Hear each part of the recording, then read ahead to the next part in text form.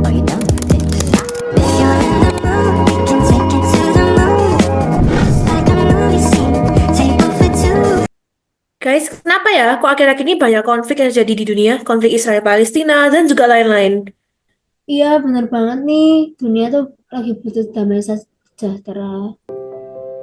Hah? Damai sejahtera? Itu apa ya maksudnya? Damai sejahtera itu di mana seseorang bisa merasakan damai dari dalam dan luar, tanpa ada tuntutan dari siapapun. Nggak ada beban pikiran, hatinya juga tenang, adanya kasih sayang dari setiap orang. Setiap manusia itu juga termasuk damai gitu. Tapi damai sejahtera ini ada bedanya nggak sih sama damai biasa? Ya, damai sejahtera itu beda sih sama damai biasa. Kalau damai biasanya itu kan karena situasi toh, nek situasinya amat tentram gitu, makanya damai. Tapi ketika situasinya lagi gak aman tentram, ya wes gak damai, wes penuh dengan kegelisahan kayak gitu. Tapi beda sama damai sejahtera. Damai sejahtera ini meskipun dalam situasi yang gak aman, gak tentram, meskipun dalam masalah, kita tuh tetap punya damai sejahtera. Karena damai sejahtera itu dari Tuhan sendiri, jadi sifatnya permanen dalam diri kita, kayak gitu. Tapi damai sejahtera ini harus ada yang membawa nggak sih?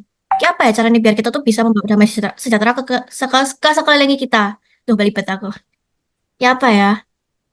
Ya, contoh sederhananya aja kita bisa bawa damai sejahtera itu dengan menunjukkan empati pada orang lain, yaitu dengan cara memahami perasaan dan juga kebutuhan orang lain, membantu kita membangun hubungan yang harmonis juga dengan masyarakat sekitar kita. Benar-benar. Tapi ada juga loh banyak hambatan yang halangin kita itu buat jadi pembawa damai sejahtera. Contohnya tuh kayak yang dari bagian dalam atau internal itu ada kesombongan. Kesombongan atau sikap angkuh itu bisa ngebuat orang merasa lebih superior dibandingkan orang lain. Ini dapat menghalangi kemampuan untuk berempati dan merasakan perasaan orang lain. Ketika seseorang tidak menghargai orang lain, upaya untuk menciptakan hubungan yang harmonis itu jadi susah juga loh. Rasa superioritas ini juga bisa menimbulkan ketegangan dan dapat menghambat proses mencapai kesepakatan atau penyelesaian yang adil dalam situasi konflik.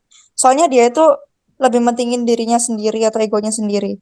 Terus kalau bagian luarnya atau eksternal itu contohnya kayak perbedaan ideologi, perbedaan pandangan ideologis atau teologis itu bisa terjadi karena ketegangan di antara kelompok-kelompok dalam masyarakat. Contoh itu kayak ketika individu atau kelompok berpegang pada ideologi yang sangat berbeda, hal ini dapat menyebabkan konflik yang berkepanjangan dan menghambat upaya untuk membawa kedamaian.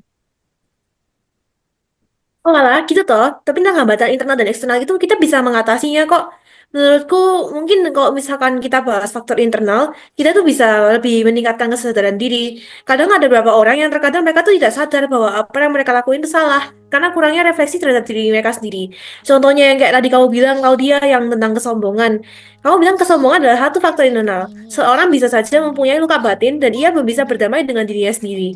Mungkin dengan menyombongkan diri adalah salah satu bentuk pertahanan yang ia bisa lakukan agar dia tidak bisa merasa kecil dan bisa merasa lebih superior daripada yang lainnya. Jadi kita harus sadar diri nih akan luka-luka yang ada dalam diri batin kita dan berdamai dengannya.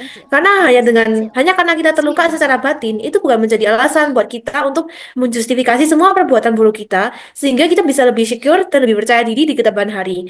Dan juga misalkan kita bahas untuk faktor eksternal tadi, itu penting loh buat kita untuk tidak mencampuri urusan iman orang lain. Karena di Indonesia sendiri juga ada banyak agama selain agama yang kita anut dan terkadang ajaran mereka tuh bisa berbeda dari kita. Tentunya kita tidak bisa memaksakan agama kita terhadap mereka. Selain itu, kita juga harus menghargai bahwa setiap orang mempunyai perjalanan iman mereka masing-masing. Baguslah jika kita sudah merasa bahwa kita tuh sudah berhasil menjalin hubungan yang baik dengan Tuhan. Tapi kita harus ingat bahwa di luar sana masih banyak orang-orang yang sedang berproses dengan perjalanan iman mereka. Jika kita sudah berhasil membangun hubungan yang baik dengan Tuhan, sebaiknya kita tidak menghakimi atau being judgmental kepada mereka yang sedang berproses.